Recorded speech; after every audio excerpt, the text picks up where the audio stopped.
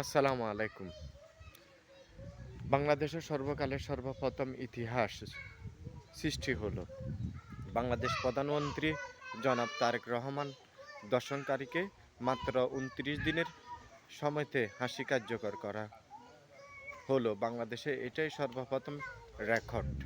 যারা অপরাধী মানুষ, যারা অপরাধ করে, আইনের আড়ালে কিছু মানুষ পার পেয়ে যায়। সুতরাং এভাবে কঠোর সোচ্চার থাকলে তাহলে এ দেশে অপরাধীরা অপরাধ করে পার পাইত না। কিন্তু আইন আছে এবং ব্যবস্থা নাই।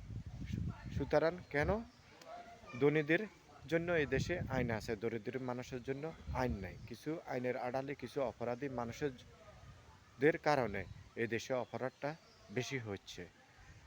যেমন বাংলাদেশের কিশোর গ্যাং, তারপরে ইয়াবা ব্যবসায়ী, মাদক কারবারি, ওরা যেসব বেআইনি কাজগুলো করতেছে ওদেরকে লিড এবং সেলটাপ কে দেয়? কিছু আমাদের মতো লোকে দেয়। ওদের ব্যাপারে জনাব তারেক রহমান আইনগত ব্যবস্থা পাবে, ওদেরকে শাস্তি আইনে তৈরি করে ওদেরকে অপরাধের সাজা দিত, তাহলে এই দেশ থেকে অপরাধী মুক্ত হতো। ধন্যবাদ। Take care. আসসালামু আলাইকুম।